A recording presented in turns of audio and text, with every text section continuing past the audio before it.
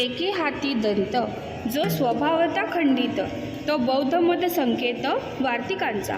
गणेशाच्या एका हातात जो दात आहे तो बौद्ध मताचा आपोआप सहज लीलेने खंडन करणारा वार्तिकांचा संकेत होय. खंडित बौद्ध मत. भगवती ज्ञानेश्वरीच्या अनेक भाषांतरकारांनी या ओवीत बौद्ध दर्शनाचा उल्लेख केला आहे, पण गणेशाच्या शरीराच्या ठिकाणी वेद, पुराण, इतिहासवादी वैदिक वाङ्मयाचीच उपमा दिली आहे. तेव्हा गणेशाच्या 6 हातांच्या ठिकाणी 6 वैदिक दर्शनांचीच उपमा घेतली पाहिजे. 5 वैदिक दर्शने व 1 बौद्ध जे अवैदिक दर्शन घेतले आहे व ज्याचे श्री ज्ञानेश्वर महाराजांनी आपल्या अमृतानुभव ग्रंथात शून्य सिद्धांत बोधू कोणे सत्ता होय सिद्धू या ओवीने खंडन केले आहे, ते येथे घेणे संयुक्तिक होत नाही. वैदिक दर्शने 6 आहेत हे मागे सांगितलेच आहे. या दर्शनाची जोडीनेच ग्रंथात उल्लेख केला दिसतो व श्री ज्ञानेश्वर महाराजांनी तसाच उल्लेख करून बाहूंना उपमा दिली आहे.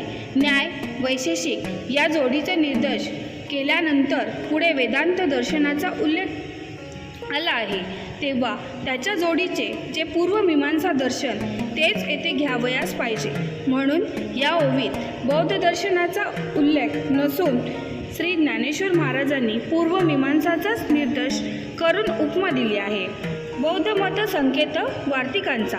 कुमारिल भट्ट यांनी पूर्वमीमांसेवरील तांत्रिक वार्तिक व श्लोक वार्तिक अशी 2 वार्तिके लिहिली आहेत. या वार्तिकांचा आत्मा कर्ता भोक्ता आहे असे प्रतिपादन केले आहे.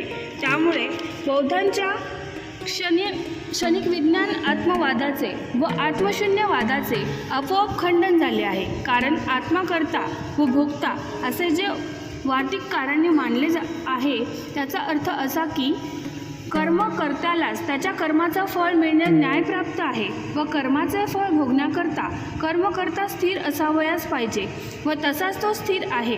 या विधानाने बौद्धांच्या क्षणिक विज्ञान आत्मवादाचे व शून्यात्मवादाचे अनायासेच खंडन होत आहे.